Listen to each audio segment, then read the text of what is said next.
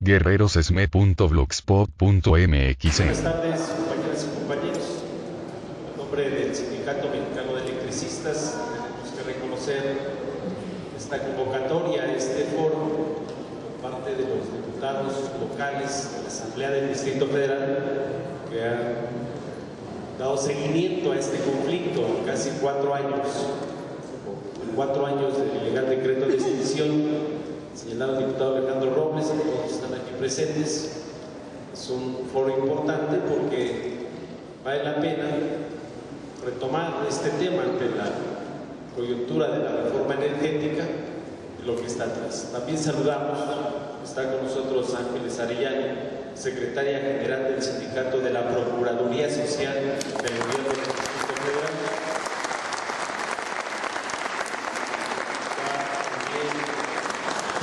María Rosete Sánchez, presidenta del Frente Metropolitano de Organizaciones Populares, que siempre han acompañado a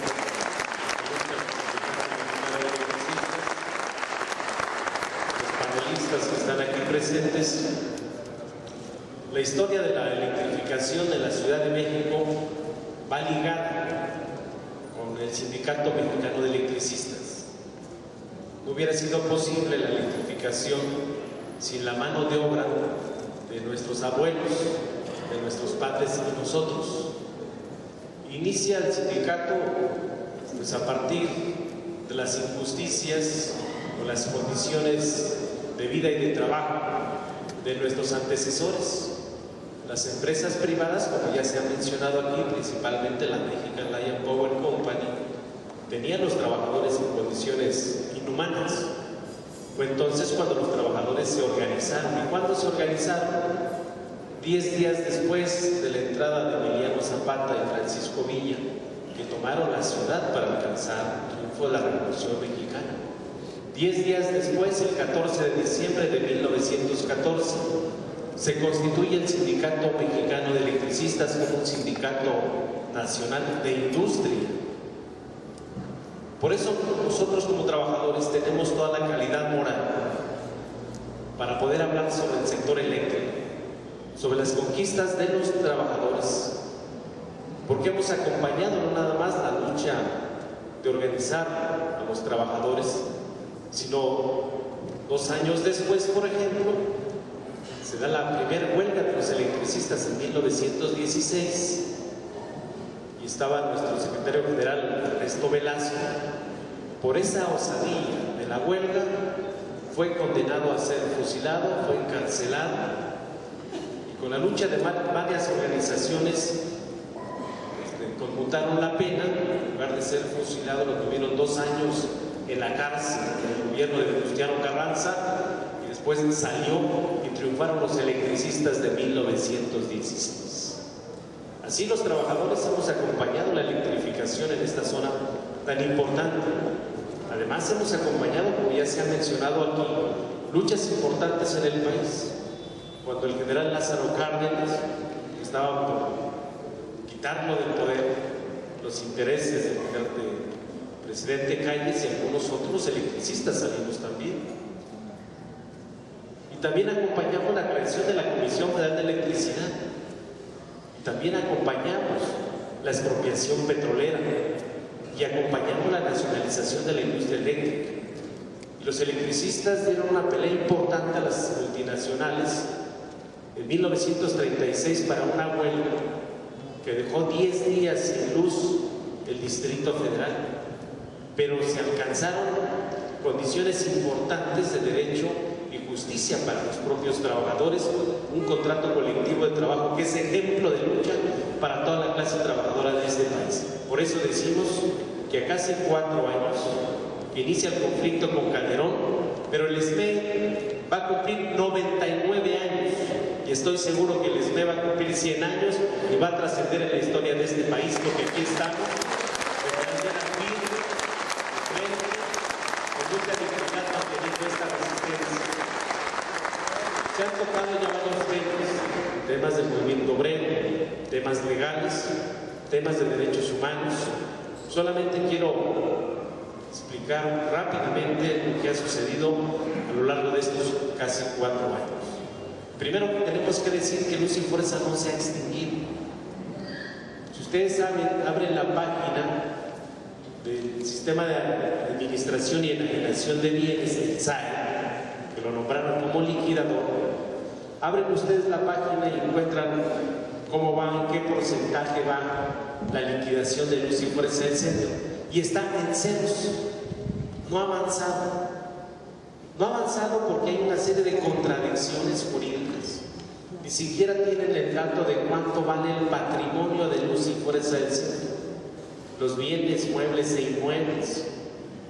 Y tampoco ha avanzado porque no se puede extinguir a Luz y Fuerza. No es una clapalería, no es una fábrica de hacer tornillos, es una industria que está dentro del sistema interconectado desde la generación, transmisión, transformación, distribución y venta de electricidad.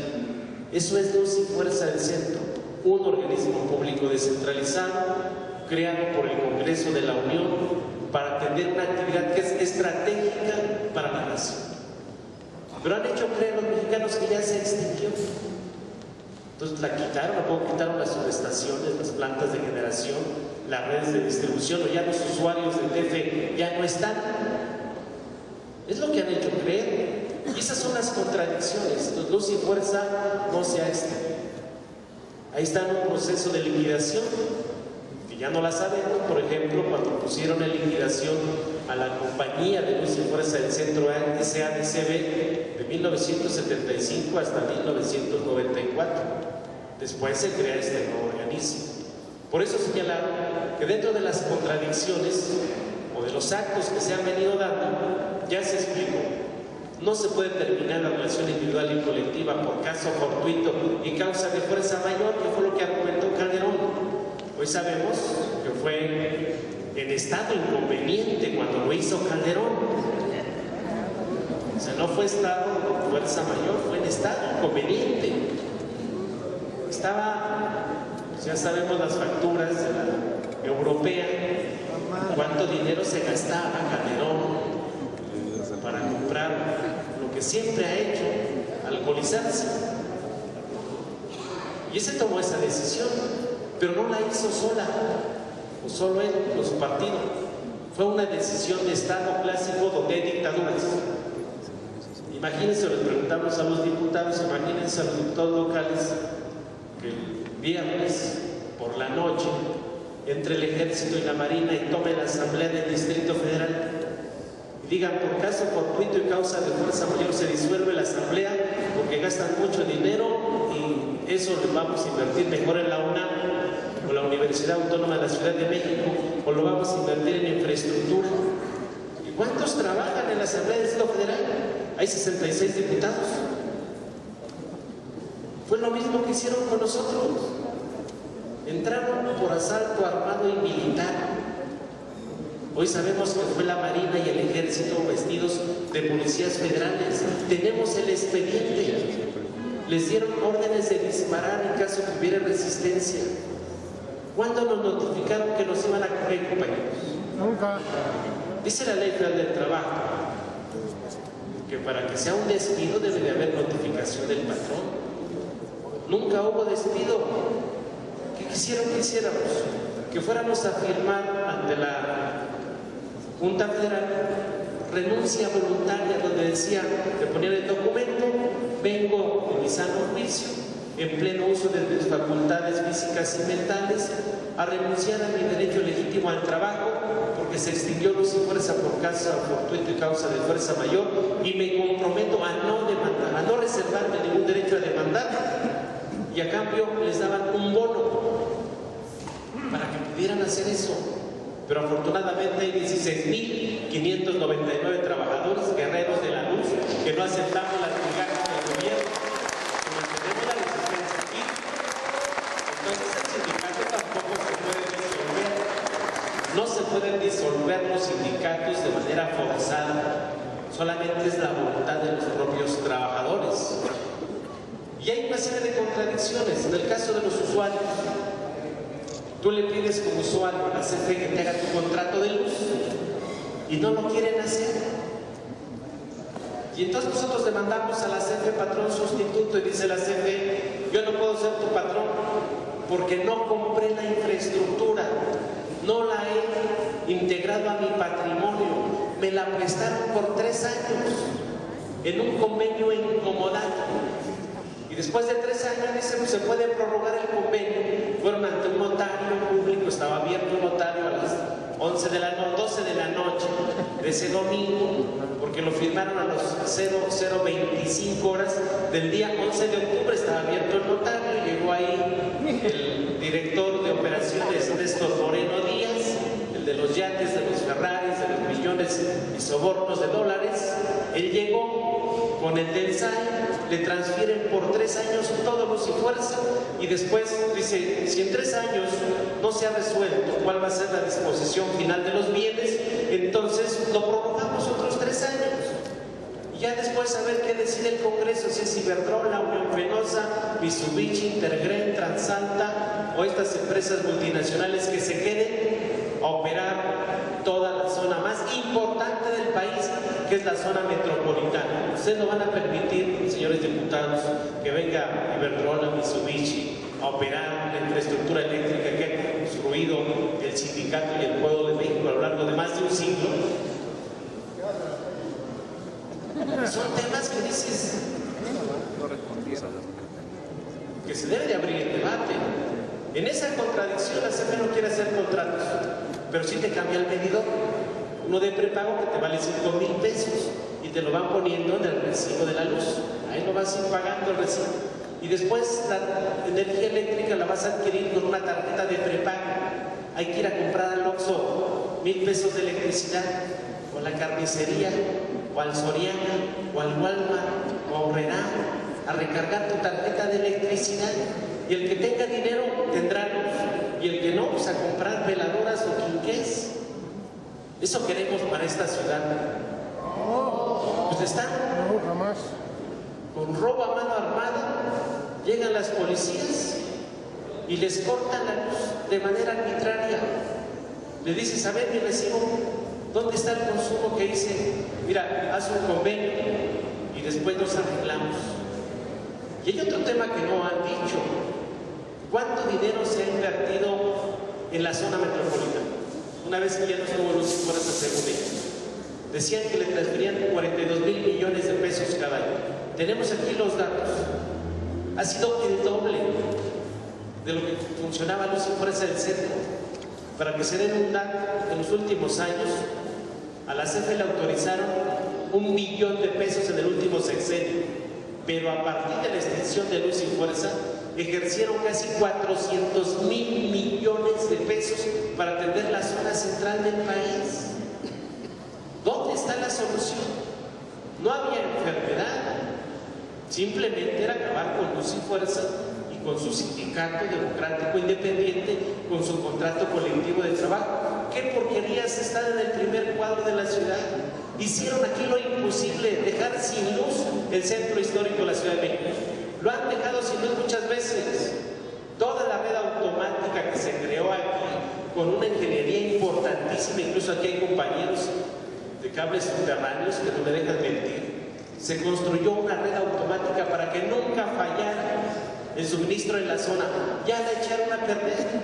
Ahora están construyendo redes radiales y obligando a los usuarios a migrar de baja a mediana tensión porque no saben operar y se les permite. Y además de eso hay un robo al patrimonio de los capitalinos. ¿Cuál es? La red de cobre.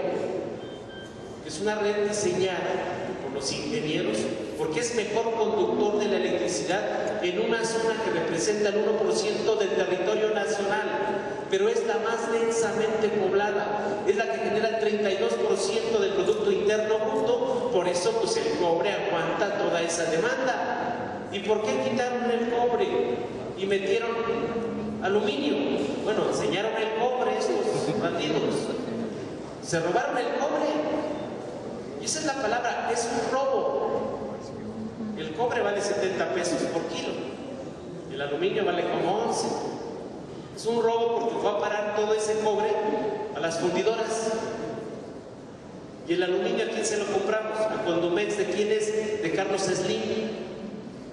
Pero además de niegan a la empresa pública Ese es un crimen. Negarle a la empresa pública dar servicio de voz, datos, imagen, servicio de internet. Estaba diseñada la red de mediana y baja tensión para que con el ancho de banda, que es producto del cobre, más 2100 kilómetros de fibra óptica, pudiera llegar en el enchufe de luz de cada usuario de los capitalinos este servicio a un bajo costo. Eso es un crimen y hay que ver quién son los responsables. Pues uno de los responsables está en Harvard. ¿Quién es? Es Felipe Calderón. ¿Vale la pena empezar una demanda a Felipe Calderón por traición a la patria, por saqueo, por todo el daño que ha ocasionado nuestro país? Pero anda tranquilamente en su Twitter. Y todavía que vamos avanzando en una negociación, los medios de comunicación que se fueron porque no les interesa que esto se transmita. Ahorita están más preocupados Televisa que gane la selección mexicana. Y hasta el Piojo Pérez lo mandaron ahí. Ya lo contrataron y dice, pues, es que es dinero, eso, pues a la gente lo quiere tener en el fútbol, son grandes intereses económicos. Y entonces le digan esa posibilidad. ¿Y saben quién se terminó quedando con la fibra óptica? Javier Lozano, el senador Cachirul, que está ahí, que no ganó la elección en Puebla, que se la robó. Él está metido en la red de fibra óptica. Javier Lozano, Fernando Canales Clarión, Ernesto Márquez, tiene una empresa y aquí podemos ver por todo el Distrito Federal cómo le permitieron que abriera por todas las calles y meter su empresa WL Comunicaciones SADC. ¿Saben cuánto se mete a la bolsa estos señores? 100,000 millones de pesos por año. Eso no se dice ya nada. Y ahí está la red que le costó a los mexicanos. Y ahí está la otra red de CFE, que es la red de fibra óptica de 21,000 kilómetros, que se compró, se instaló con recursos del erario público. Francisco Gil Díaz era el secretario de Hacienda y dio un préstamo a la CFE para instalarla. Y hoy ¿saben quién la está operando esa red de fibra óptica? Telefónica Movistar. ¿Saben quién es el director de Telefónica? Francisco Gil Díaz. Y le dieron a operarla por 30 años. Y de eso no se dice tampoco ya nada. Como no se dice de nuestro contrato colectivo de trabajo, que tenemos un contrato que si bien la Corte dice ya terminó jurídicamente, ahora hay que liquidarlo económicamente. ¿Saben cuánto vale nuestro contrato colectivo? Más de 500,000 millones de pesos. Nos querían robar, Calderón, nuestro fondo de reserva de jubilaciones, nuestro fondo de vivienda, nuestro fondo de seguro sindical y las 120 cláusulas de nuestro contrato colectivo de trabajo, que hoy dice el gobierno, pues no tengo dinero para liquidarte. Pues no se puede liquidar el contrato colectivo porque está amarrado con la infraestructura eléctrica y entonces no tienen otra alternativa más que regresarnos a trabajar. Y los próximos días tenemos que generar las condiciones para regresar a trabajar, compañeros del sindicato mexicano.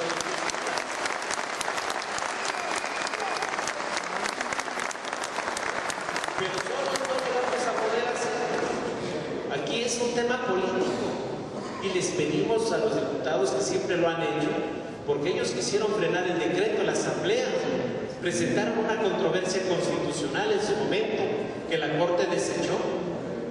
Se presentaron a través de diputados federales y no alcanzaron las firmas. Se presentó por presidentes municipales, la desechó la Corte. Y hoy, pues, ¿cuál beneficio para los capitalinos? Bajó la tarifa, mejoró el servicio, se generaron los empleos, dice Calderón, se van a generar miles y miles de empleos en la zona central del país. Dice, la economía va a salir adelante. Hoy estamos ya en recesión económica. Y entonces las mentiras de Calderón con los panistas, pues ahí están, muy presentes a casi 4 años del ilegal decreto de extinción. Si le echamos para adelante a revisar, el fondo, ¿cuál es?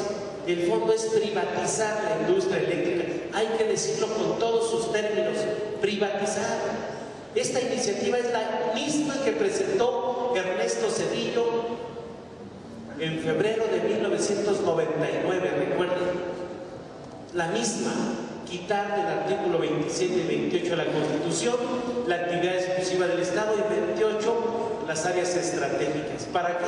Para entregarles a las multinacionales un sector eléctrico interconectado de norte a sur que nos ha costado más de un siglo con los recursos del erario público, porque hoy los gringos, Estados Unidos, del consenso de Washington, plantean la interconexión de México, Estados Unidos y Canadá y Centroamérica en su estrategia de integración energética al continente al 2022. Eso es el fondo del tema. ¿Quieren el petróleo? Pues los gringos están de los más endeudados de todo el planeta. Y quieren el petróleo, quieren la electricidad. Calderón y Fox le entregaron 772 permisos a las multinacionales, principalmente aquí a Iberdrola. ¿Saben quién es funcionaria de Iberdrola hoy? Georgina Kessel, secretaria de Energía, la acaban de contratar como consejera externa, pagándole 1 millonada de euros, porque tiene información privilegiada, estratégica, y se la puso en manos de una multinacional. Eso es traición a la patria. ¿Cómo un funcionario público, con toda la responsabilidad constitucional, tiene información privilegiada y se las entrega a las multinacionales para que acaben con nuestra soberanía? Y eso solamente en México pasa. Y entonces ahora Iberdrola, que es una denuncia que hacemos aquí en este foro, hace una semana entraron los ingenieros de Iberdrola a ser capacitados al Centro Nacional de Control de Energía, al CENACE. La intención es que a partir del 1 de enero Iberdrola se haga cargo del despacho de generación de todo el país. Eso es otra traición a la patria. ¿A dónde está yendo a parar el dinero que pagan los usuarios capitalinos? Por lo menos 55 centavos están yendo a parar a Iberdrola. Y la otra parte, a Comisión Federal de Electricidad. Por eso nos llamamos a todos a la desobediencia civil y pacífica. No hay que pagar la energía eléctrica. Yo ahí discrepo con la doctora. Dices, la Constitución dice que hay que proporcionar el suministro de energía eléctrica con eficiencia, con eficacia y a un precio que puedas pagar. No a que se les ocurra esto por sus intereses. Ya endeudaron a la Comisión Federal de Electricidad. ¿Saben cuánto hemos pagado a las multinacionales del 2000 al 2009? 268,000 millones de pesos. ¿Y saben cuánto se les debe? 1.6 billones de pesos por los contratos a 25 y a 30 años. Aquí tengo los datos. Simplemente ustedes abran la página de la Auditoría Superior de la Federación, la cuenta pública del 2009, para observar cómo han venido saqueando el sector energético. Antes de irse, Calderón le firmó a Repsol, comercializadora SADCB, empresa del rey Juan Carlos de España, un contrato para suministrar gas a México por 20 años.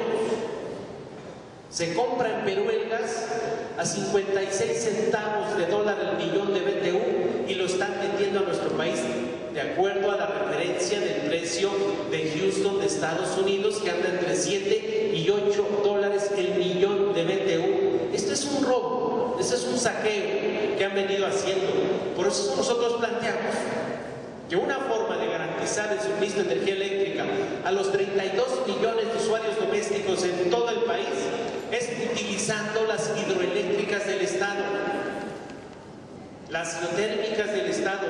Necaxa, como lo ha dicho bien el profesor Víctor Sánchez, la hidroeléctrica de Necaxa tiene más de un siglo que se construyó, mano de obra mexicana, técnicos ingleses, y esa es una majestuosidad para los que son de ingeniería, y estamos luchando para que la hidroeléctrica de Necaxa siga funcionando como patrimonio industrial de la humanidad.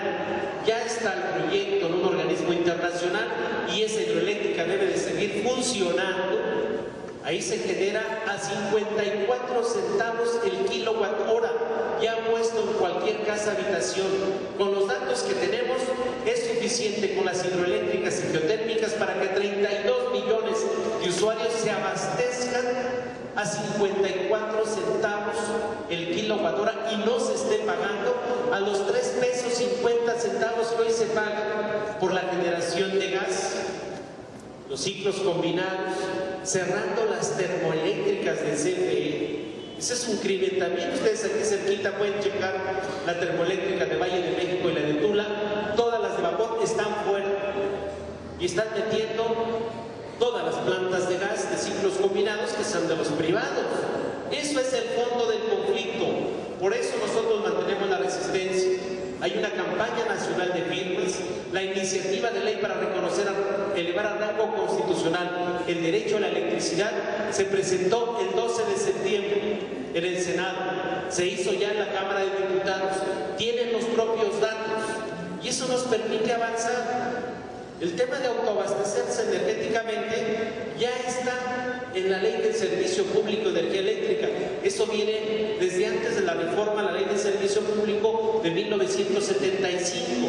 Es muy claro que cualquier usuario puede generar su propia electricidad para abastecerse. Pero lo que no se puede hacer es que las multinacionales vengan y digan, nos queremos autoabastecer nosotros. No, espérate, la Constitución dice que es una actividad exclusiva del Estado. Y hoy estos cínicos que han administrado el sector, primero estaban las termoeléctricas, dicen, no, contaminan mucho, vamos a meterlas de gas. Y ahí vienen con los privados metiendo el gas, dicen, no, por el efecto invernadero, el calentamiento global de la Tierra, hay que quitarles de gas y meter las hidroeléctricas y meter las eólicas, pero todo con la iniciativa privada. Ellos diseñan, ellos quiebran y después ellos se siguen quedando con el patrimonio de todos los mexicanos. ¿Lo vamos a permitir, compañero? No. Hay que levantar la conciencia. Ya hay más de 3 millones de usuarios en la zona central del país que están en desobediencia civil y pacífica. Dicen, primero, ¿quieres que te pague CFE? Hazme mi contrato. Segundo, revísame muy bien, porque después de que se haga el contrato, corre a partir de ahí para adelante, no de ahí para atrás, porque te quieren cobrar desde el 2009, porque 2 años no hubo recibo ni toma lectura. ¿Quién ocasionó el problema? ¿El usuario? No, fue el gobierno. Y entonces los usuarios tienen que defender su derecho al servicio público de la electricidad. Los trabajadores tenemos que defender nuestro derecho al trabajo, a nuestro contrato colectivo, a nuestro sindicato, y todos los mexicanos debemos defender nuestra Constitución y el sector eléctrico y energético nacionalizado. Muchísimas gracias. guerrerosesme.blogspot.mx